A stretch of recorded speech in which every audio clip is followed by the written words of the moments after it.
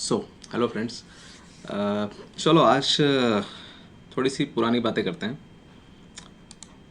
Like जब आप लोग टेंथ में थे और हिंदी इंग्लिश संस्कृत ये सब्जेक्ट पढ़ा करते थे, तो कई बार मन में एक सवाल आता था कि ये जो मैं पढ़ रहा हूँ इसका यूज़ क्या है, स्पेशली मैथ्स में, सोशल साइंस में। ये क्यों पढ़ रहा हूँ मैं? ए प्लस बी का स्क्वायर, ए स्क्वायर बी स्क्वायर, क्या क्या होना क्या है इससे, है ना? फिर सवाल का जवाब तो मिला नहीं। आप पहुंच गए ट्वेल्थ में, फिर नीट की तैयारी करते रहे और फिजिक्स केमिस्ट्री बायोलॉजी में वैसी ही चीज़ें फिर पढ़ते रहे। Cannizzaro reaction, Tollens reagent. फिर उसके बाद जैसे तैसे नीट क्लियर हुई, एमबीबीएस में पहुँचे, तो फिर वही एनाटॉमी में, फिजियोलॉजी में, बायोकेमिस्ट्री में कुछ साइकिल्स दिए जा रहे हैं कि भाई ये साइकिल याद करो। फिजियोलॉजी में कुछ फिजियोलॉजिकल रिएक्शंस जो है उनको याद कर रहे हैं कि नहीं, इसकी फिजियोलॉजी ऐसी है, ये चीज़ ऐसे काम करती है, वो चीज़ वैसे काम करती है। एनाटॉमी में हम पढ़ रहे हैं कि भैया यहाँ एनाटॉमिकल स्नफ बॉक्स है, इधर ये अब की फीमोरल आर्टरी इधर जा रही है और इस फीमोरल वेन इधर जा रही है। और वर्षानुवर्ष चिर निरंतर मन में बस एक ही सवाल कि आखिर ये जो मैं पढ़ रहा हूँ इसका यूज़ क्या है? हुँ?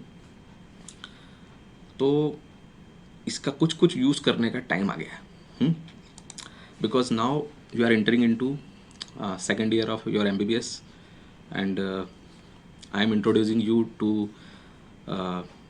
the one of the subject of second year MBBS, that is forensic medicine, also known as legal medicine or state medicine, but आप forensic medicine ही याद रखिए। एंड डेफिनेशन से ही यहाँ पे शुरू हो जाता है कि आपने अपने ये जो आप पढ़ रहे हो उसका करना क्या है। तो डेफिनेशन क्या है फोरेंसिक मेडिसिन की? It defined as application of medical knowledge for the purpose of law and administration of justice. ठीक है, मतलब एक डॉक्टर ने अपने मेडिकल नॉलेज का यूज़ करना है for the purpose of law. ठीक है, मेडिकल नॉलेज का यूज़ करना for the purpose of law is forensic medicine.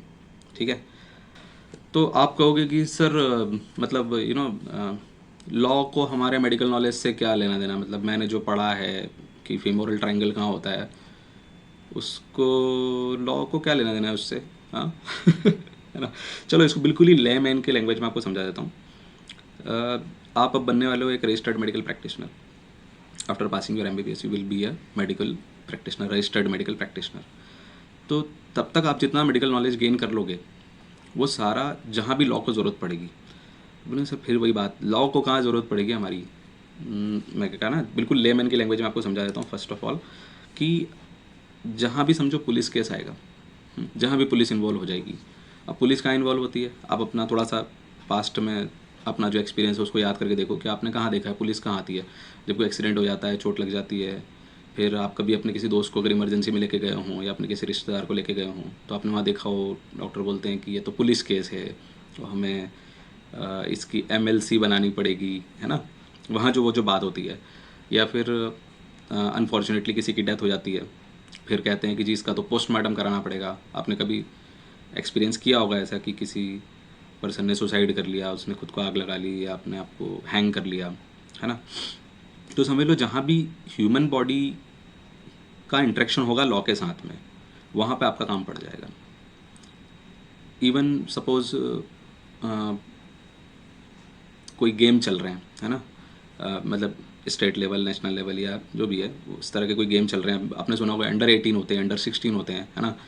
अब वहाँ पे भी कैटेगरीज होती हैं, मेल्स और फीमेल्स की होती हैं। वहाँ पे कहीं कोई एलिगेशन आ गया कि जी ये जो खिलाड़ी खेल रहा है ये अंडर 18 में खेल रहा है, लेकिन ये 18 ईयर का है नहीं, ये हो सकता है। या फिर ये हो सकता है कि भाई ये जो मेल के नाम मतलब फीमेल के नाम से खेल रहा है ये एक्चुअली फीमेल नहीं है, मेल है। इस तरह की चीज़ें भी हो सकती हैं।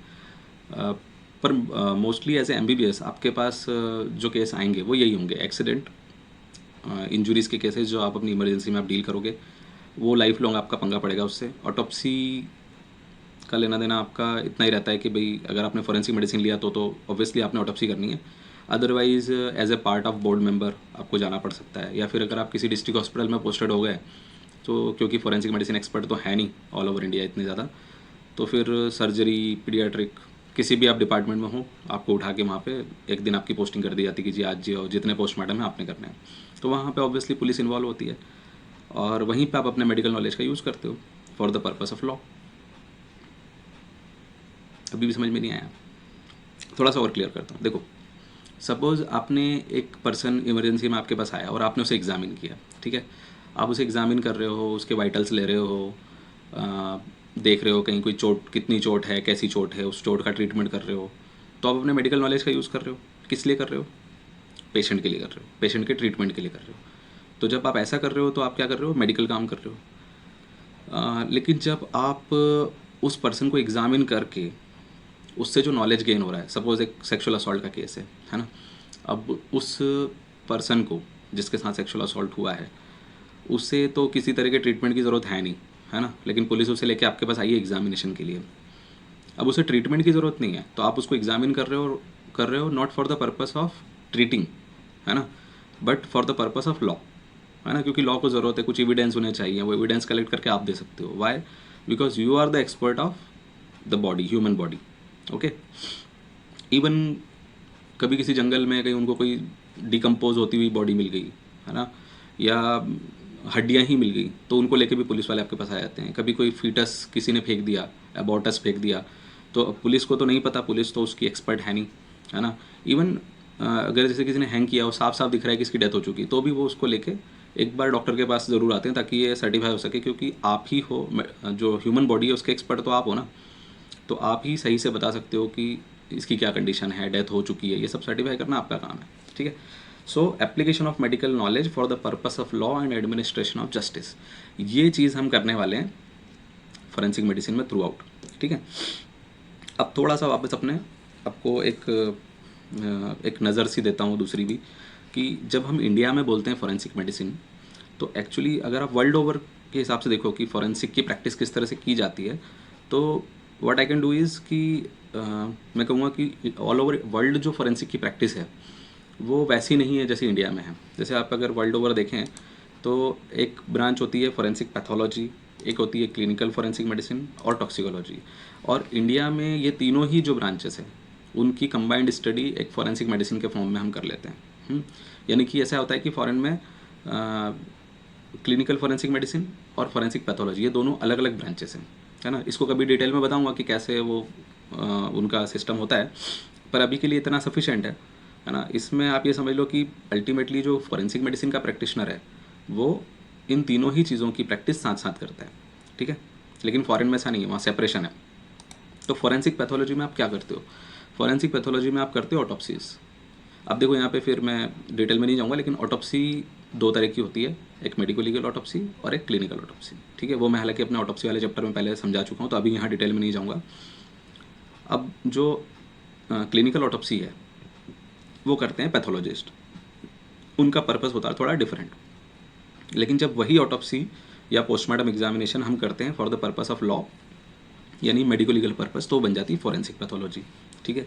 ऐसे केस कौन से होते हैं? ऑब्वियसली कुछ एक्सीडेंट, सुसाइड, होमिसाइड, कोई सडन डेथ, सस्पिशियस डेथ, वो सारे केसेस जो हैं वो इसमें आ जाते हैं। फिर दूसरा clinical forensic medicine. Clinical forensic medicine जैसा मैंने बताया, एज एस्टिमेशन करना हो किसी का, कोई सेक्सुअल असॉल्ट का विक्टिम हो या अक्यूज का भी एग्जामिनेशन करना हो, ठीक है। ऑब्वियसली इसके अलावा जो सबसे मोस्ट कॉमन आपको पंगा पड़ने वाला है आपका, वो पड़ने वाला है इमरजेंसी में इंजुरीज़ के साथ में। तो वहाँ पे कोई एक्सीडेंट, सुसाइड, होमिसाइड का केस हो, किसी ने पॉइजन ले लिया हो, कैसे भी ले लिया हो, सुसाइड, होमिसाइड, एक्सीडेंट किसी भी फॉर्म में, वो सब मेडिकल आप वहाँ पे एक लिविंग बॉडी को एग्जामिन कर रहे हो for the purpose of law, so that will become clinical forensic medicine, ठीक है। अब देखें अगर टॉक्सिकोलॉजी को, तो टॉक्सिकोलॉजी पर से is defined as study of poison. Toxicology में आप क्या स्टडी करते हो? पॉइजन्स को स्टडी करते हो, उनको आइडेंटिफाई करना, उनका टाइप, कॉज, इफेक्ट, ट्रीटमेंट, वो सब देखना टॉक्सिकोलॉजी का पार्ट है। इसमें अलग अलग इसकी फिर सब ब्रांचेस हैं। क्लिनिकल टॉक्सिकोलॉजी जब आप बोलोगे तो आप क्लिनिकल टॉक्सिकोलॉजी में साइन, सिम्टम और ट्रीटमेंट करते हो, ठीक है। अगर आप को याद हो, मैंने पिछले एक बार वीडियो में बताया था अपने कि एम्स रायपुर ने एक कोर्स स्टार्ट किया, DM in medical and forensic toxicology. तो वहाँ पे वहाँ का जो डीएम कैंडिडेट हैं वो ये सारा क्लिनिकल टॉक्सिकोलॉजी का भी पार्ट कवर करते हैं, ठीक है। फिर फॉरेंसिक टॉक्सिकोलॉजी में क्या आता है? फॉरेंसिक टॉक्सिकोलॉजी में हमारा पर्पस होता है कोई भी एक्सीडेंट, सुसाइड, होमिसाइड का केस है, तो वहाँ पे बेसिकली पोस्टमार्टम के टाइम पे इसका ज़्यादा यूज़ होता है फोरेंसिक टॉक्सिकोलॉजी अगर मैं कहूँ तो, कि पॉइजन के केसेस को आइडेंटिफाई करना, उनकी ऑटोप्सी करना और उसमें प्रॉपर सैंपल कलेक्ट करके फिर उसमें ओपिनियन देना कि भाई इसका कॉज ऑफ डेथ क्या है, ठीक है। अपार्ट फ्रॉम दिस ये टॉक्सिकोलॉजी ऑफ सब्सटेंस जो ड्रग ऑफ अब्यूज़ की होती है वो भी इसी के अंदर हम डाल सकते हैं। और एनालिटिकल टॉक्सिकोलॉजी जो होती है हमारी FSL में, यानी कि फॉरेंसिक साइंस लेबोरेटरी में। तो फॉरेंसिक साइंस लेबोरेटरी का एनालिटिकल और फॉरेंसिक टॉक्सिकोलॉजी और क्लिनिकल टॉक्सिकोलॉजी, ये सारा जो है प्रैक्टिस, ये पूरी प्रैक्टिस इंडिया में फॉरेंसिक मेडिसिन एक्सपर्ट ही करते हैं, ठीक है। तो चलो साथ में थोड़ी सी आगे की भी अगर बात करूँ मैं, तो मैंने कहा था आपको, मैं आपको पहले बता चुका हूँ, AIIMS Raipur has started this DM medical and forensic toxicology. So definitely जो इंडिया में फॉरेंसिक मेडिसिन का जो फ्यूचर है उसको एक नई डायरेक्शन ये कोर्स दे रहा है। बट अभी recently just last year this two AIIMS, that is AIIMS Jodhpur and AIIMS Rishikesh, they simultaneously introduce two different courses. Like AIIMS Jodhpur has started DM in forensic pathology and AIIMS Rishikesh is starting DM in forensic radiology and virtual autopsy.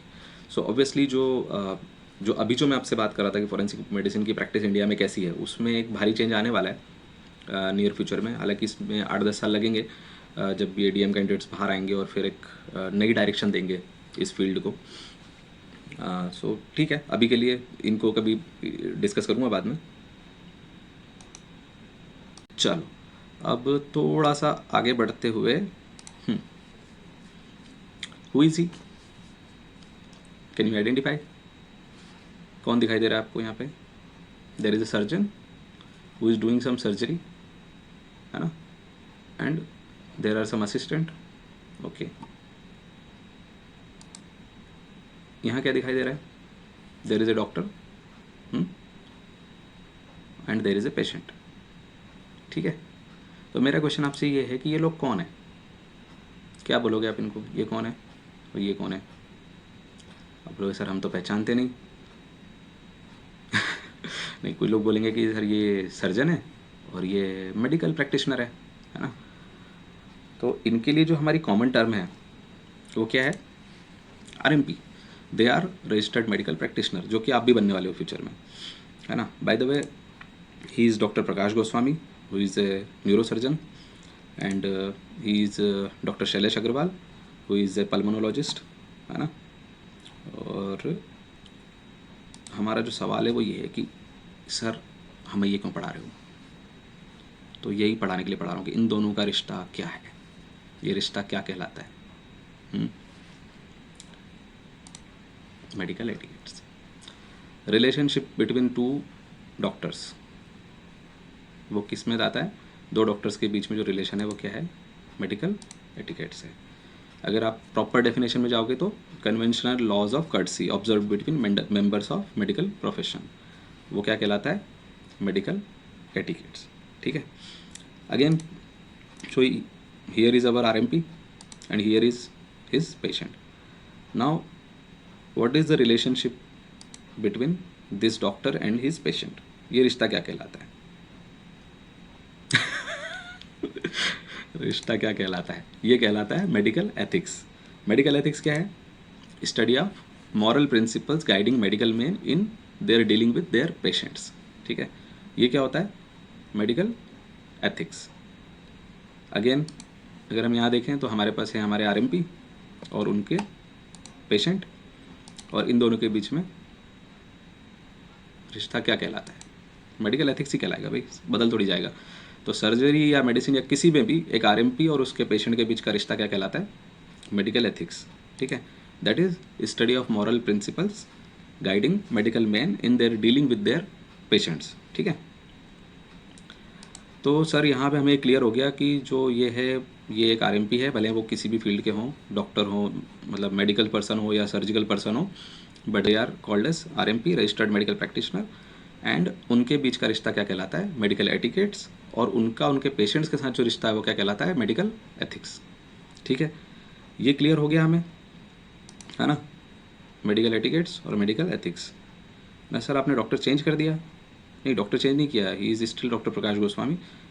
ये surgeon है ना, neuro surgeon. तो भाई इतना time थोड़ी होता है, हम जब तक पढ़ा रहे थे तब तक वो दूसरी सर्जरी में चले गए। और ये हमारे पल्मोनोलॉजिस्ट हैं, तो ये तैयार होकर पोज देने आ गए अच्छे से, क्योंकि इनकी ओपीडी ख़त्म हो गई। ठीक है, ब्रांचेस के हिसाब से आपकी लाइफस्टाइल सारी चेंज हो जाएगी। अब यहाँ पे आता है हमारा लॉ वाला पॉइंट जो हम शुरू में बात कर रहे थे, कि जब लॉ के साथ इनका इस डॉक्टर साहब का रिश्ता क्या कहलाएगा, वो कहलाता है मेडिकल जूरिस्प्रूडेंस। अच्छा, तो मतलब सर सर्जन और लॉ का रिश्ता मेडिकल जूरिस्प्रूडेंस कहलाता है? नहीं नहीं नहीं, ऐसा नहीं बोला मैंने, वो दोनों के लिए ही है। ठीक है, मेडिकल में हो, सर्जरी में, किसी में भी आप रजिस्टर्ड मेडिकल प्रैक्टिशनर हो, आपका लॉ के साथ जो रिलेशन है कैसा, जब लॉ आपके ऊपर अप्लाई होता है, देखो एरो की डायरेक्शन देखो, लॉ आपके ऊपर अप्लाई होता है तो वो क्या कहलाता है? Medical jurisprudence. ठीक है, इसको थोड़ा सा समझ लेते हैं। देखो जूरिस का क्या मतलब होता है? जूरिस का मतलब होता है बेसिकली लॉ। ठीक है, दूसरा वर्ड है इसके अंदर प्रूडेंशिया। प्रूडेंशिया का क्या मतलब होता है? नॉलेज। तो जूरिस्प्रूडेंस क्या हुआ? लॉ का नॉलेज, लिटरल मीनिंग तो यही हुआ, लॉ का नॉलेज।